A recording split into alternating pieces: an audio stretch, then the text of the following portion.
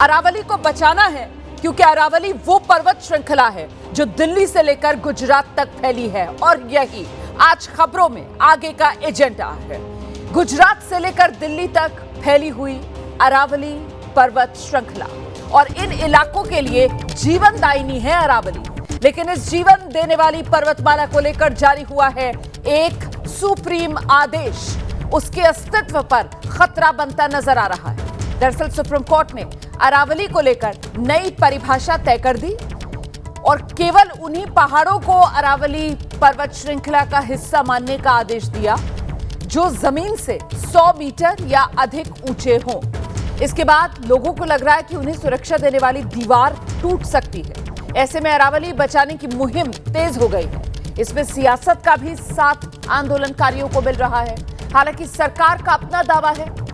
इस फैसले के बाद 90% से ज्यादा अरावली सुरक्षित हो गई है और आज एक बार फिर सरकार ये जवाब दे रही है। अरावली विवाद को लेकर ये आज की बड़ी खबर। केंद्रीय पर्यावरण मंत्री भूपेंद्र यादव ने जवाब अभी तक जो दिया है और इसके बाद आज भी वो जवाब देंगे। इस मामले को लेकर प्रेस कॉन्फ्रेंस करके बाकायदा भूपेंद्र यादव आज जो सत्ता पक्ष कह रहा है कि विपक्ष भ्रम फैला रहा है, वो भ्रम क्या है और सत्यता क्या है, ये सरकार की तरफ से मीडिया के जरिए देश के सामने बात रखी जाएगी। और इस बीच ये तस्वीरें आप देख रहे हैं विरोध प्रदर्शन की। अरावली को नहीं मिटने देंगे, नहीं मिटने देंगे, नहीं मिटने देंगे। अरावली बचाओ, देश बचाओ, देश बचाओ, देश बचाओ। तो अरावली बचाओ, देश बचाओ। राजस्थान के कोटपुतली में ये प्रदर्शन जो तेज हो गया है। दरअसल अरावली पर्वत श्रृंखला करीब 700 किलोमीटर लंबी ये पर्वत श्रृंखला और जैसे कि मैंने आपको पहले बताया कि दिल्ली का चाहे रायसीना हिल हो जहां राष्ट्रपति भवन बना हुआ है या फिर गुजरात, तो दिल्ली से लेकर गुजरात तक तमाम राज्यों से होकर गुजरती है ये पर्वत श्रृंखला और खासतौर से राजस्थान से गुजरता है इसका एक बड़ा हिस्सा। और वहां पर जो रेगिस्तानी इलाका है पूरा का पूरा राजस्थान का और साथ ही दूसरी तरफ जो उपजाऊ हिस्सा है और फिर जहां से आप कह सकते हैं कि हरियाणा वो एनसीआर का हिस्सा और दिल्ली तक आ जाता है, तो उसी जगह पर रेगिस्तान की गर्म हवाओं के लिहाज से एक ढाल बनकर खड़ी हुई है अरावली की ये पर्वत श्रृंखला और इसीलिए इसे बचाने की ये मुहिम इस रूप में तेज होती हुई नजर आ रही है। सड़कों पर लोग उतरे हुए हैं, जमकर विरोध प्रदर्शन किया जा रहा है। फैसला सुप्रीम कोर्ट की तरफ से आया है और इस फैसले को लेकर विपक्ष के नेता तो यहां तक कह रहे हैं कि सरकार को अध्यादेश लाना चाहिए और अध्यादेश लाकर इस फैसले को पलट देना चाहिए। हालांकि सरकार की तरफ से क्या कहा जा रहा है, ये सुनिए। जो जियोलॉजी में काम करते हैं, भूविज्ञान भू सर्वे विज्ञान में काम करते हैं, तो वहां एक स्टैंडर्ड डेफिनेशन रिचर्ड मार्फी की मानी जाती है कि जो 100 मीटर की ऊंची पहाड़ी होती है उसको पर्वत माना जाता है। ठीक है, अब जब 100 मीटर ऊंची पहाड़ी को पर्वत माना जाता है तो केवल उसकी ऊंचाई पर्वत नहीं होती, ऊंचाई से लेके और धरातल तक, मतलब कोई भी पर्वत श्रृंखला ऐसी ईंट की दीवार की तरह खड़ी नहीं होती, वो एक बड़ी गोलाकार आकृति है। हाँ, उसका धरातल मतलब उसका जो बेस है, उसके धरातल से लेके और ऊंचाई तक जो जाएगी वो पूरी की पूरी 100 मीटर संरक्षित है। एक जो भ्रम फैला रहे हैं कि केवल ऊंची पहाड़ियों, उसके साथ में पड़ने वाली उसके धरातल में जो छोटी पहाड़ियां जो स्ट्रक्चर है वो सारा संरक्षित है। तो आप सरकार का पक्ष सुन रहे थे। अरावली पर जो विवाद हो रहा है उस पर सरकार क्या बोली। विपक्ष अरावली पर भ्रम फैला रहा है। एक तो सरकार की तरफ से यह कहा जा रहा है, साथ ही 1.44 लाख वर्ग किलोमीटर क्षेत्र में से सिर्फ 0.19% हिस्से में ही खनन की मंजूरी है, ये सरकार बता रही है। इसके अलावा 91.09% अरावली पूरी तरीके से सुरक्षित है, संरक्षित है, ये भी सरकार की तरफ से देश को जानकारी साझा की जा रही है। हालांकि लोगों में कहीं ना कहीं चिंता है और चिंता इस बात को लेकर है कि जो सुप्रीम कोर्ट की तरफ से अरावली की परिभाषा पर मुहर लगाई गई है कि सिर्फ 100 मीटर से ऊंची पर्वत श्रृंखला ही अरावली में गिनी जाएगी, इसी को लेकर सवाल है। अरावली की पहाड़ियों को लेकर ये पूरा विवाद क्या है, आखिर वहां रहने वाले लोग क्यों चिंतित हैं, ये जानने के लिए अरावली के इलाके से एबीपी न्यूज संवाददाता अहमद बिलाल की ग्राउंड रिपोर्ट आपको दिखाते हैं।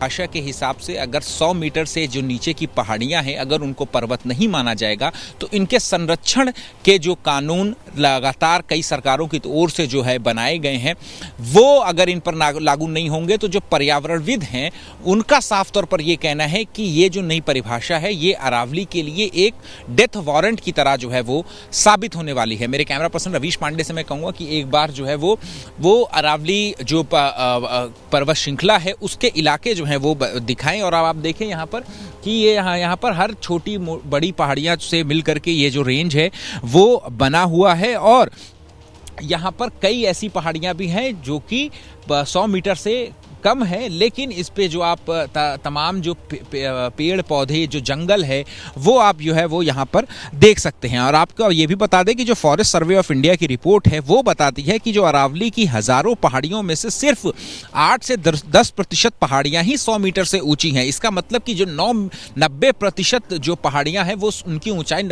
जो है वो 100 मीटर से कम है। ऐसे में ये पर्यावरणविदों का ये डर है कि ऐसी 90% पहाड़ियाँ जो है वो इलीगल माइनिंग की भेंट जो है वो चढ़ सकती हैं और ये पहाड़ियाँ जो हैं वो उनको जो भू माफिया हैं जो माइनिंग माफिया हैं जो स्टोन क्रशिंग माफिया हैं वो जो है इनको ख़त्म कर सकते हैं।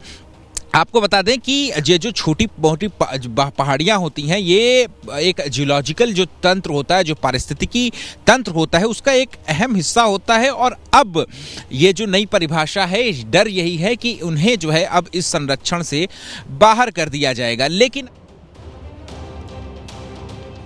अब जो लोग अरावली के आसपास रहते हैं वो सुप्रीम कोर्ट के फैसले से चिंतित हो गए हैं। उनका साफ तौर पर कहना है अगर अरावली नहीं बचेगी तो फिर हमारी जिंदगी पर तो संकट आ जाएगा। आपको सुना देते हैं अरावली खत्म होने की खबर को लेकर वहां रहने वाले लोग क्या कह रहे हैं। जनमानस आमजन की भावनाओं को कतई ध्यान में नहीं रखा गया है। आमजन को तो छोड़ो, जो ये 2 अरब साल पुरानी हमारी अरावली है इसका भी वजूद बिल्कुल खत्म कर दिया गया है इस फैसले के हिसाब से। मेरे ज्ञान के अनुसार लगभग 750 किलोमीटर दिल्ली से अगर हम देखें और गुजरात तक जो अरावली है ना लगभग 750 किलोमीटर लंबी अरावली है। और दिल्ली से हम लोग चल देते हैं कैसे भी शुरू करें और राजस्थान मिड हम पार कर जाएंगे, आपको 100 मीटर का एक छोटा सा पैच 100 मीटर का सिर्फ 100 मीटर का टुकड़ा नहीं मिलेगा जिसकी हाइट 100 मीटर होगी। तो आप खुद लगा लीजिए कि यहाँ से लगभग राजस्थान पार करते करते तक अगर 100 मीटर का हिस्सा नहीं है तो सुप्रीम कोर्ट के हिसाब से अरावली तो बिल्कुल ख़त्म हो गई। इससे हमारा जनजीवन जुड़ा हुआ है सब, इसको ख़त्म होने के बाद तो सब अस्त व्यस्त हो जाएगा। सबसे पहला जो हमारे यहाँ वाटर के लिए बहुत ज़रूरी है, पानी का जितना भी स्रोत है हमारी पहाड़ी से है सब। इसको ख़त्म होने के बाद पानी की सबसे पहले यहाँ कमी आएगी और पॉल्यूशन का यहाँ बिल्कुल इतना बुरा हाल हो जाएगा, आज आप देख रहे हो। आगे बढ़ेंगे, अब आपको लेकर चलेंगे उत्तर प्रदेश विधानसभा के बाहर समाजवादी पार्टी का जोरदार प्रदर्शन चल रहा है। कोडीन कफ सिरप के मामले को लेकर यह प्रदर्शन समाजवादी पार्टी का। आज उत्तर प्रदेश विधानसभा में पेश होगा अनुपूरक बजट और आज ही यूपी विधानसभा में वंदे मातरम पर भी चर्चा होनी है। लेकिन आज सत्र शुरू होने से पहले, सत्र की कार्रवाई शुरू होने से पहले देखिए किस तरीके से समाजवादी पार्टी के जो विधायक हैं उत्तर प्रदेश विधानसभा में पहुंचे हुए हैं। हाथ में वही कटआउट्स हैं, कोडीन कफ सिरप की बोतल वाले कटआउट लेकर अपने हाथ में यहां पर समाजवादी पार्टी के विधायक जोरदार प्रदर्शन करते हुए। सीधे आपको लेकर चलेंगे, हमारे साथ हमारे सहयोगी विवेक इस वक्त मौजूद हैं। विवेक, समाजवादी पार्टी के विधायकों का ये प्रदर्शन संकेत क्या है? सदन की कार्रवाई शुरू होगी तो फिर विपक्ष की तरफ से वही कोडीन कफ सिरप का मुद्दा सबसे पहले गरमाएगा सदन के भीतर।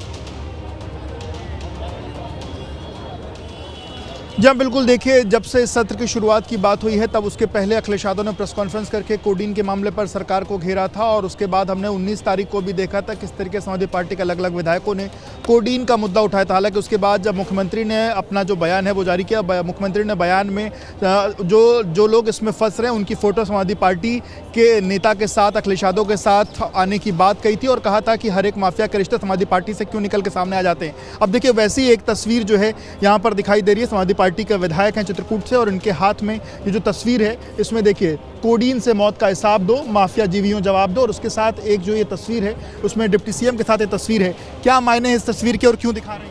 सवाल इस बात का है कि जिस तरह से पूरे प्रदेश में और देश में सबसे बड़ा घोटाला कोडीन सिरप का हुआ, और जो गैर जिम्मेदाराना बयान भारतीय जनता पार्टी सरकार के और माननीय मुख्यमंत्री जी के आए कि ये फोटो एक ट्वीट की गई समाजवादी पार्टी प्रमुख जी के साथ, तो हम कहना चाहते हैं कि हम भी एक फ़ोटो लेकर आए हैं, ब्रजेश पाठक जी के साथ हैं। क्या जो इतना बड़ा घोटाला हुआ, क्या भारतीय जनता पार्टी की सरकार में जो बुलडोजर है केवल पीडीए के लोगों पर चलने के लिए है? हमारे चित्रकूट में चाहे वो फराज खान रहे हो या हरिमोहन यादव, तमाम तरह के जो पीडीए के लोग हैं उनके ऊपर छोटी छोटी उसमें कार्रवाइयों में बुलडोजर की कार्रवाई की जा सकती है। आखिर बुलडोजर कहाँ गया? बाबा जी का बुलडोजर कहाँ गया?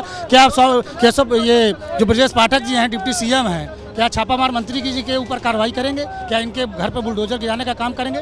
भारतीय जनता पार्टी की सरकार में लगातार पीडीए के लोगों को ठगने का काम किया जा रहा है, उनके ऊपर संविधान को कुचलने का काम किया जा रहा है, चाहे वो छात्र हो, नौजवान हो, किसान हो।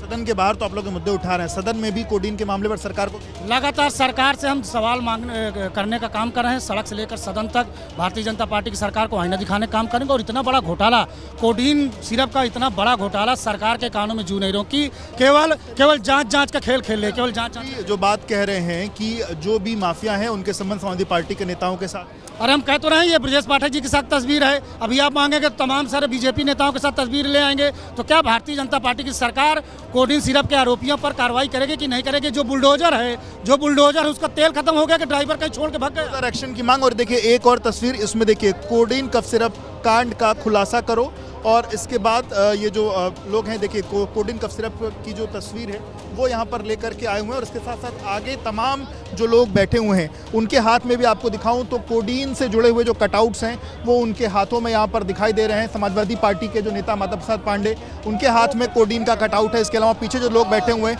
उनके हाथ में कोडीन के कटआउट हैं, और कोडीन से मौत का हिसाब दो, माफिया जीवियों जवाब दो, इस तरीके की बात है।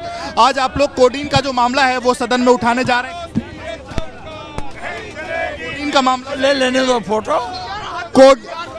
कोडीन का मामला आप लोग सदन में उठाने जा रहे हैं। कोडीन से जुड़ा मामला आप लोग सदन में उठाने जा रहे हैं। नहीं चलेगी। कोडीन से जुड़ी में जितने भी संलिप्त लोग हैं उन सबको गिरफ्तार किया जाए, दूध का दूध, पानी का पानी एक छान कर बताया जाए कि इसमें कौन कौन माफिया है, और उनको जेल भेजा जाए और उनके खिलाफ बुलडोजर चलाया जाए, उनके जो आलीशान भवन है उनको ध्वस्त किया जाए। कहा गया तो बुलडोजर वाला एक्शन हो, ये मांग समाजवादी पार्टी के विधायक कर रहे हैं। विधानसभा की कार्रवाई शुरू होने से पहले समाजवादी पार्टी के विधायकों का ये जोरदार प्रदर्शन विधानसभा परिसर में आप देख रहे हैं, और बाकायदा कटाक्ष कर रहे हैं योगी सरकार पर। समाजवादी पार्टी के विधायक पूछ रहे हैं, बाबा का बुलडोजर कहां गया? तेल खत्म हो गया या ड्राइवर भाग गया? आखिरकार कोडीन कफ सिरप के आरोपियों के खिलाफ अब तक बुलडोजर वाला एक्शन क्यों नहीं लिया जा रहा? इस सवाल के साथ घेराबंदी योगी सरकार की करते हुए समाजवादी पार्टी के विधायकों को आप सुन रहे थे। मुर्शिदाबाद में बाबरी मस्जिद की नींव रखकर सुर्खियों में आए विधायक हुमायूं कबीर, जिन्हें टीएमसी ने बाहर का रास्ता दिखाया, वो आज अपनी नई पार्टी का ऐलान करने वाले हैं। ये बड़ी खबर है पश्चिम बंगाल की सियासत से जुड़ी हुई। आप जानते हैं अगले साल मतलब 2026 में पश्चिम बंगाल में विधानसभा चुनाव है, और ऐसे में हुमायूं कबीर 6 दिसंबर को मुर्शिदाबाद में बाबरी मस्जिद की नींव रखते हैं, और अब आज अपनी नई पार्टी का ऐलान करने जा रहे हैं। नई राजनीतिक पार्टी का ऐलान करेंगे हुमायूं कबीर। बाबरी मस्जिद की नींव रखकर खूब चर्चा में आए थे, सुर्खियां बटोरी थी हुमायूं कबीर ने। नई पार्टी के ऐलान से पहले हुमायूं कबीर का ये बड़ा ऐलान, चुनाव में सभी सीट पर अपने उम्मीदवार उतारूंगा, ये हुंकार भी हुमायूं कबीर की तरफ से भरी जा रही है। विधानसभा चुनाव में 90 सीट जीतने का दावा भी हुमायूं कबीर की तरफ से किया जा रहा है। वो पार्टी को एक रैली करके आम जनता को, आबादी को सामने रख के मेरा 4 लाख लोगों को इकट्ठा करके मेरा मुर्शिदाबाद से शुरू करेंगे वो नया पार्टी का रास्ता चलने का। अगले दिन में ये सोचा जो चुनाव आएगी 2026 में, तो मैं 294 जो सीट है यहाँ से मैं कम से कम 90 से 100 सीट जीत हासिल करेगी। तो सुना आपने किस तरीके से अपनी जीत का बड़ा दावा चुनाव से पहले ही, पार्टी बनाने से पहले ही हुमायूं कबीर की तरफ से किया जा रहा है। हुमायूं कबीर आज मुर्शिदाबाद में अपनी नई राजनीतिक पार्टी का औपचारिक गठन करने जा रहे हैं और पार्टी के गठन से पहले ही उन्होंने ये साफ कर दिया, उनकी पार्टी तृणमूल कांग्रेस मतलब ममता बनर्जी की पार्टी के खिलाफ सभी सीटों पर अपने उम्मीदवार देगी। हालांकि उन्होंने अभी तक अपनी पार्टी के नाम का खुलासा नहीं किया, लेकिन उससे पहले वो कह रहे हैं कि उनकी लड़ाई बंगाल में टीएमसी से और बीजेपी से दोनों के खिलाफ होगी। दूसरी तरफ उन्होंने कांग्रेस, सीपीआईएम, ओवैसी की पार्टी के साथ गठबंधन की संभावनाओं के संकेत दिए हैं। और इस बीच मुर्शिदाबाद में जगह जगह हुमायूं कबीर की नई पार्टी को लेकर पोस्टर लग गए। इलाके में एक बड़े कार्यक्रम के लिए मंच तैयार है। यहां आज हुमायूं कबीर नई पार्टी का ऐलान करने वाले हैं। दावा किया जा रहा है इस आयोजन में लाखों लोग जुट सकते हैं। सीधे आपको लेकर चलेंगे, हमारे साथ हमारे सहयोगी पार्थो प्रतिम घोष इस वक्त मौजूद है और जरा पार्थो प्रतिम घोष से ही जानते हैं क्या जानकारी मिल रही है। पार्थो, हुमायूं कबीर आज नई पार्टी का ऐलान करने जा रहे हैं, कुछ पता चल पा रहा है? क्या रूपरेखा इस नई पार्टी की वो रखेंगे आज और कितनी बड़ी तैयारी है उनकी? लाखों की तादाद में भीड़ जुटाने वाले हैं यहाँ पर। देखिए, तैयारी बड़ी मात्राओं से किया गया है। ये देख सकते हैं आप जो मंच रेडी किया है हुमायूं कबीर ने। आज जिनका पार्टी का जो नया ऐलान करेंगे हुमायूं कबीर जब अपने बाबरी मस्जिद का नींव रखी थी, उसके बाद हुमायूं कबीर का दावा था, ऐलान किया था कि खुद का एक नया पार्टी वो बनाएगा। आज 22 दिसंबर और इसी दिन ही वो अपना नया जो पार्टी, उस पार्टी का ऐलान करेगा। 11 बजे के बाद यहाँ पर जो पार्टी का जो कार्यक्रम वो शुरू होगा। अभी देख सकते हैं यहाँ पर एक बड़ा जो समावेश उसका जो रेडी किया गया है, एक मंच रेडी किया गया है। और लेफ्ट साइड में मैं दिखाने के लिए बोलूँगा, लेफ्ट साइड में एक जो बैनर जिसको ढका हुआ है, उस पार्टी का जो नया नाम होगा उस नाम यहाँ पर लिखा हुआ है। आपको मैं बता रहा हूँ एबीपी न्यूज़ के दर्शकों को कि नया जो पार्टी होगा हुमायूं कबीर का, उस पार्टी का नाम होगा जनता उन्नयन पार्टी। अभी तक ये पता चला है जनता उन्नयन पार्टी। हुमायूं का जो दावा है जे पब्लिक का, जनता का उन्नयन को लेकर उनका पार्टी अगले दिन चुनाव में खड़ा होगा। लेकिन पश्चिम बंगाल के पॉलिटिक्स में जो सबसे बड़ा इक्वेशन रहता है वो है माइनॉरिटी वोट। हुमायूं के माइनॉरिटी वोट में कितना कब्जा कर सकेंगे, इसके लिए अगला दिन इसका पिक्चर सामने आएगा। लेकिन हुमायूं का जो नया इनिंग्स आज शुरू होगा और एक नया इनिंग्स हुमायूं कबीर जो अपना खुद का जो पार्टी, उस पार्टी का कार्यक्रम कुछ ही देर के बाद करेगा। और जो अभी दावा किया गया है, ये बड़ी जानकारी आपने दी है, ये आपने बड़ी जानकारी दी है। हुमायूं कबीर नई पार्टी जिसका आज ऐलान करने जा रहे हैं, उस पार्टी का नाम पार्थो प्रतिम घोष ने हमें बताया, नाम होगा जनता उन्नयन पार्टी। ये नाम के साथ अपनी नई पार्टी मैदान में पश्चिम बंगाल की सियासत में उतारने जा रहे हैं हुमायूं कबीर। दोपहर 12 बजे बड़ी सभा में बड़ा ऐलान किया जाएगा। लेकिन सवाल महत्वपूर्ण ये हो जाता है कि जब इस तरीके से बड़ी तैयारी के साथ उतर रहे हैं यहां पर हुमायूं कबीर, क्या उनके साथ पश्चिम बंगाल की राजनीति के कुछ बड़े नाम जुड़ते हुए नजर आ रहे हैं या फिर एकला चलो की राह पर आगे बढ़ रहे हैं हुमायूं कबीर? और जब चुनाव मैदान में अकेले ताल ठोकेंगे हुमायूं कबीर, तो फिर सबसे ज्यादा सियासी समीकरण किसका बिगाड़ेंगे या फिर खुद ही हाशिए पर पहुंच जाएंगे? ये वो तमाम सवाल हैं जिसको लेकर पार्थो आप जवाब दे दीजिएगा। लेकिन एक बार फिर से बता दूं, ये बड़ी खबर है, पार्थो ने बताई है, जनता उन्नयन पार्टी, ये वो नाम है हुमायूं कबीर की नई पार्टी का। इसका औपचारिक ऐलान आपसे कुछ देर बाद दोपहर 12 बजे होगा। जी पार्थो, जवाब दीजिए। देखिए, एकदम जो पार्टी का नया नाम रखा जाएगा हुमायूं कबीर का जनता उन्नयन पार्टी। लेकिन अभी तक जो हुमायूं कबीर का जो पार्टी होगा, उसके साथ जो हुमायूं के साथ कौन रहेगा कौन नहीं रहेगा, ये सामने नहीं आया है। लेकिन हुमायूं का भी दावा है कि खुद एकला चलो नीति में वो अभी सामने की तरफ जा रहा है। लेकिन हुमायूं का दावा है कि तृणमूल कांग्रेस और बीजेपी के खिलाफ उनका पार्टी लड़ेगा। उनका दावा है कि जो उन लोगों का उन्नयन, उसको लेकर उसका पार्टी अगले दिन चुनाव मैदान में खड़ा होगा। और इसके लिए उसका पार्टी एक बड़ा निर्णायक भूमिका लेगा कि असेंबली इलेक्शन के बाद कौन सीएम बनेगा। हुमायूं का हुंकार यही भी है कि उनका पार्टी को लेकर ही सीएम बनाना पड़ेगा। और उनका जो दावा है कि बहुत सारे ऐसे जगह है जहां से उसका जो उम्मीदवार वो खड़ा करेंगे। 294 सीट में भी हुमायूं कबीर का दावा है कि उनका उम्मीदवार खड़ा करने का अभी इरादा है। और इसके साथ और एक चीज आपको बता देना, बड़ा सवाल तो ये है ना कि पश्चिम बंगाल की अगर बात की जाए और पिछले कुछ चुनाव से एक ट्रेंड हमने हमने देखा है कि कैसे पश्चिम बंगाल का मुस्लिम वोट, क्योंकि पश्चिम बंगाल में करीब 70% हिंदू वोट है और अगर धर्म के हिसाब से देखा जाए, और 27% के आसपास मुस्लिम वोट है, तो क्या वो मुस्लिम वोट में हुमायूं कबीर सेंधमारी कर पाएंगे या नहीं कर पाएंगे, ये बड़ा सवाल है। और इस बीच बड़ी खबर आपको बताते हैं, पार्टी के ऐलान से पहले हुमायूं कबीर का एक बयान सामने आया है। हुमायूं कबीर ने प्रधानमंत्री मोदी की तारीफ की है। पीएम मोदी सबसे बड़े नेता हैं, ये हुमायूं कबीर कह रहे हैं। हमें प्रधानमंत्री का सम्मान करना चाहिए, ये हुमायूं कबीर के बोल हैं। प्रधानमंत्री के साथ मेरी तुलना करना सही नहीं है, ये भी हुमायूं कबीर की तरफ से कहा गया है। तो प्रधानमंत्री मोदी की तारीफ हुमायूं कबीर कर रहे हैं और कह रहे हैं चुनाव में उतरेंगे तो ममता से लड़ेंगे, बीजेपी से लड़ेंगे। ममता को निशाने पर लिया है, तारीफ प्रधानमंत्री मोदी की कर रहे हैं। वही हुमायूं कबीर हैं जिन्होंने नींव मुर्शिदाबाद में बाबरी की रखी है। प्रधानमंत्री भारत का सबसे बड़ा चेयर है, उनका इज्जत देना चाहिए।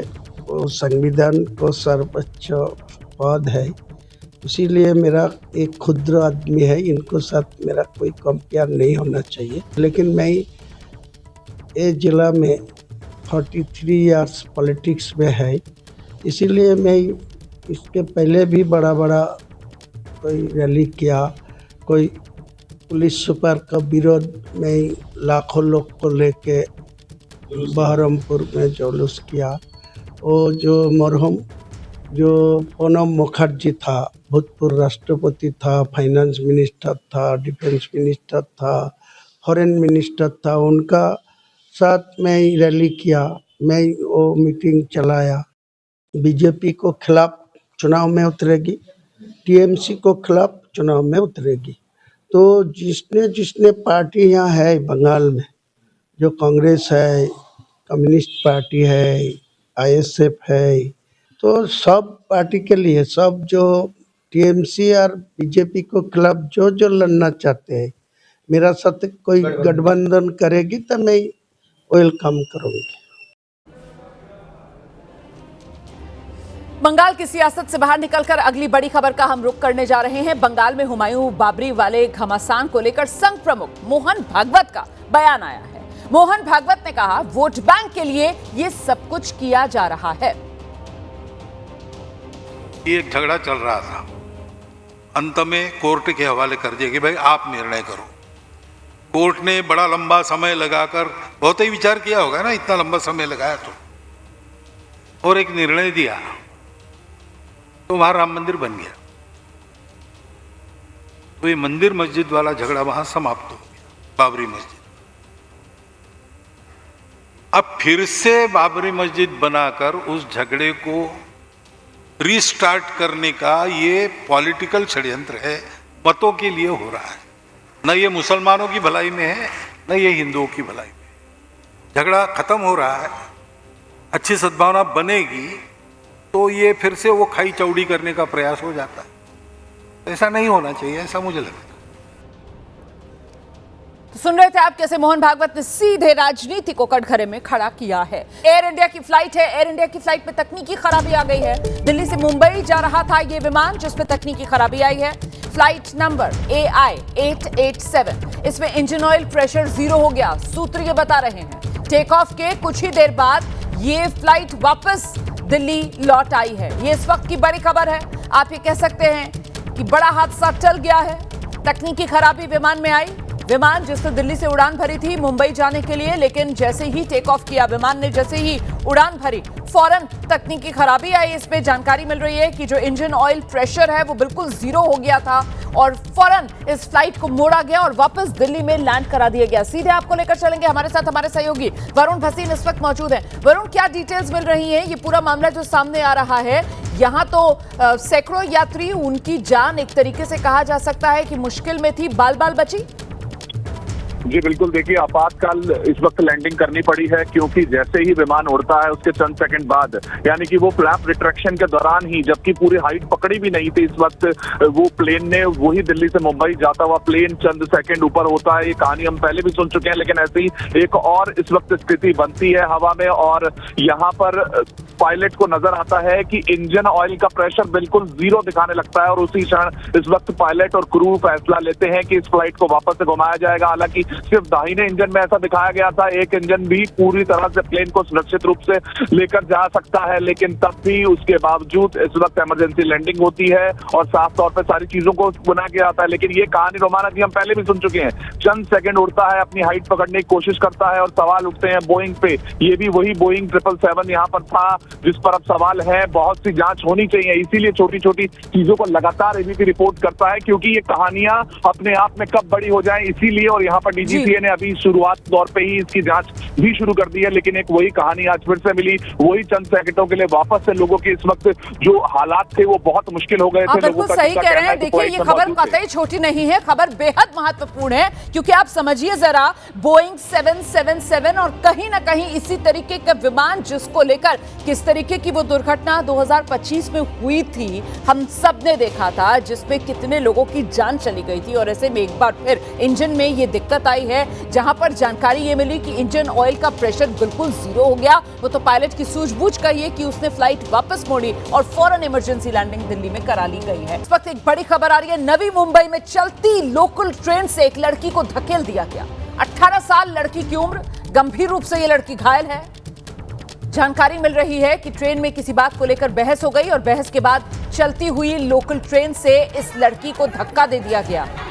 धक्का देने का आरोपी अख्तर नवाज पुलिस की गिरफ्त में आ चुका है। ये घटना पनवेल और खंडेश्वर रेलवे स्टेशन के बीच की है। चलती लोकल ट्रेन में हुई इस घटना ने सभी को चौंका दिया है। बताया जा रहा है आरोपी महिला डिब्बे में चढ़ गई थी। डिब्बे में माफ कीजिएगा, जानकारी मिल रही है आरोपी जो है वो दरअसल महिला डिब्बे में चढ़ गया था और डिब्बे में मौजूद महिलाओं ने उससे नीचे उतरने के लिए कहा, लेकिन वो बहस करने लगा। बहस बढ़ने के बाद आरोपी ने गुस्से में लड़की को पीछे से जोरदार धक्का दिया और लड़की सीधे चलती ट्रेन से नीचे गिर गई। इस झटके से वो सीधे पटरी पर जाकर गिरी। इस घटना में उसके सिर, कमर, हाथ पैर में गंभीर चोटें आई। तो लोकल में ये महिला डब्बा था और महिला डिब्बे में आरोपी चढ़ गया था, जिसका महिलाएं विरोध करने लगी और वहीं पर बहसबाजी हुई और इस आरोपी ने जोरदार धक्का एक लड़की को दिया इसी बहस के दौरान और वो लड़की सीधे नीचे जाकर गिरी पटरी पर। उसके सिर में, कमर में, कंधे में काफी चोटें आई हैं। ये जो आरोपी है इसे गिरफ्तार कर लिया गया है।